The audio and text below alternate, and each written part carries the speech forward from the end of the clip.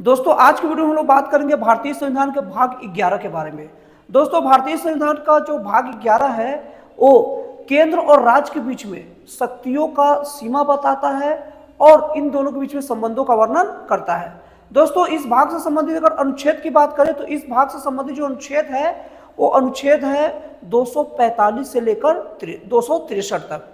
और दोस्तों ये भाग 11 की जो केंद्र राज्य के संबंधों के बीच में जो संबंध और उनकी शक्तियों का जो सीमा है उसको मुख्यतः दो भागों में उसका अध्ययन करते हैं। सबसे पहला विधायी शक्तियों का सीमांकन, इससे संबंधित अनुच्छेद है 245 से लेकर 255 तक। हम लोग जो भी अध्ययन करते हैं वो है विधायी शक्तियों का विभाजन है और 256 से लेकर 263 तक हम लोग कार्यपालिकीय शक्तियों का विभाजन के रूप में हम लोग अध्ययन करते हैं। तो दोस्तों हम लोग सबसे पहले देख लेते हैं विधायी शक्तियों का विभाजन। इसके अंतर्गत सबसे पहला अनुच्छेद है अनुच्छेद 245। दोस्तों भारतीय संविधान के अनुच्छेद 245 के हिसाब से संघ और राज्य के बीच में शक्तियों का विभाजन का बात किया गया है। और दोस्तों उसके बाद अनुच्छेद 246 की बात की जाए तो अनुच्छेद 246 में यह बात स्पष्ट किया गया है कि संघ और राज्य के बीच में शक्तियों का विभाजन 3 आधार पर होगा। पहला संघ सूची का विषय, दूसरा राज्य सूची का विषय और तीसरा समवर्ती सूची का विषय। संघ सूची का विषय ऐसा विषय रहेगा जिस पर अपना केंद्र सरकार अपना कानून बना सकती है। राज्य सूची का विषय ऐसा विषय रहेगा जिस पर राज्य सरकार कानून बना सकती है और समवर्ती सूची का विषय ऐसा रहेगा जिस पर केंद्र और राज्य दोनों अपना कानून बना सकती है। और दोस्तों भारतीय संविधान का अनुच्छेद 247 के अनुसार से संघ को कुछ अतिरिक्त शक्तियां दिया गया है और संविधान का अनुच्छेद 248 संघ की जो विशिष्ट शक्तियों के बारे में ही बताता है। दोस्तों भारतीय संविधान का जो अनुच्छेद 249 है वो राज्य सूची के विषयों पर संसद की विधायी शक्तियों के बारे में बताता है।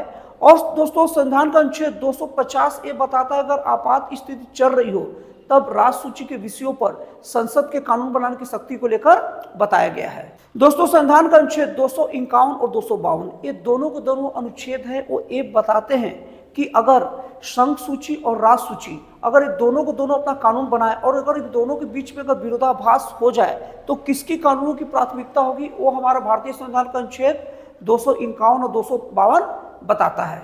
और दोस्तों भारतीय संविधान का अनुच्छेद 253 अंतर्राष्ट्रीय कोई भी संधि या अंतर्राष्ट्रीय मामले में कानून बनाने का अधिकार संसद को देता है। और दोस्तों भारतीय संविधान का अनुच्छेद 254 के हिसाब से अगर केंद्र सरकार और राज्य सरकार के बीच संघ और राज्य के बीच अगर कानून बनाने को लेकर विवाद हो जाए या विरोधाभास हो जाए, जैसे एग्जांपल के तौर पर अगर मान लीजिए संसद द्वारा अगर कोई कानून पास किया गया कि ए का काम पहले होगा और राज्य सरकार द्वारा अगर कानून पास कर गया कि बी का काम पहले होगा और दोनों का दोनों कानून का जगह सेम है, हर चीज सेम है, तब यहाँ पर अगर विरोधाभास होगा तो वहां पर संसद द्वारा बनाए गए कानून को ही मान्य माना जाएगा। राज्य द्वारा बनाए गए कानून जहां जहां संसद के विरोध में जाएंगे वहां वहां वो कानून अपने आप निरस्त होगा और निरस्त माना ही जाएगा। और दोस्तों भारतीय संविधान का अनुच्छेद 255 ने बताता है कि राष्ट्रपति के अनुमति के बिना कौन कौन विधेयक वैध होंगे, इसके बारे में संविधान का अनुच्छेद 255 बताता है। दोस्तों जैसे कि मैंने आप लोगों को वीडियो को शुरुआत में बताया था कि भारतीय संविधान का भाग 11 का अध्ययन हम लोग 2 भागों में करते हैं।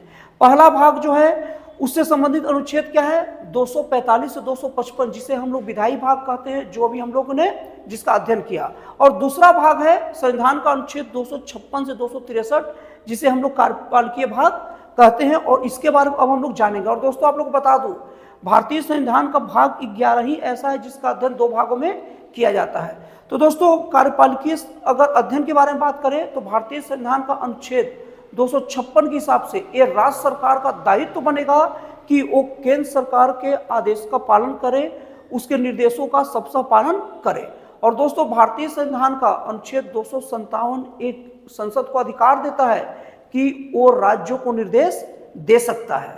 और दोस्तों भारतीय संविधान का अनुच्छेद 258 का संबंध केंद्र द्वारा राज्यों की ओर शक्तियों का स्थानांतरण से है। और दोस्तों इसके बाद हम लोग बात करेंगे भारतीय संविधान का अनुच्छेद 259 दोस्तों भारतीय संविधान का ये अनुच्छेद सबसे पहले आप लोग को बता दूं इसे 7वें संविधान संशोधन 1956 के द्वारा इसे खत्म कर दिया गया था, लेकिन हम लोग इसे जान लेते हैं कि ये था क्या।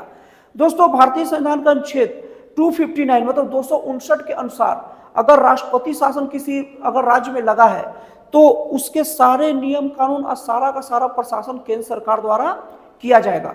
लेकिन दोस्तों अभी मैं आप लोगों को बताया भारतीय संविधान के 7वें संविधान संशोधन 1956 के द्वारा इसे खत्म कर दिया गया था। दोस्तों भारतीय संविधान का अनुच्छेद 260 संसद को अधिकार देता है कि वो अलग देशों का प्रशासन अगर दोनों देशों के बीच समझौता हो गया है तो ये सारे के सारे प्रशासन वो कर सकता है, बशर्ते जिस देश का वो प्रशासन करना चाह रहा है अगर उन दोनों के बीच में सहमति बन गई हो कि हम अलाउ करते हैं, मतलब भारत सरकार को अपने देश के प्रशासन में हस्तक्षेप करने का या प्रशासनिक गतिविधियों को चलाने का।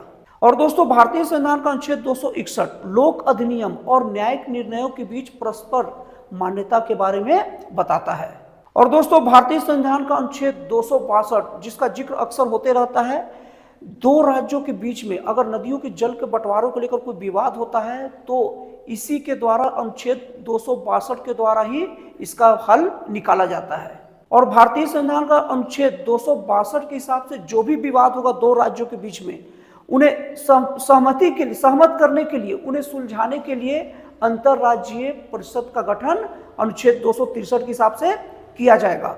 ये चीज आप लोगों के दिमाग में हमेशा रखिएगा कि भारतीय संविधान का अनुच्छेद 263 बहुत महत्वपूर्ण है जो दो राज्यों के बीच विवादों को सुलझाता है और इसमें अंतरराज्यीय परिषद का गठन का वर्णन है। ये बात अपने दिमाग में रखिएगा।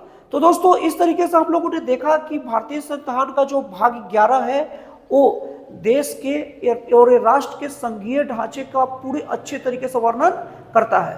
तो दोस्तों इसी के साथ ही आज का संविधान का भाग 11 का पार्ट कंप्लीट होता है। तो दोस्तों फिर मिलते हैं अगले वीडियो में एक जन कल्याणकारी और एक राष्ट्रवाद से प्रेरित नए विचारों के साथ।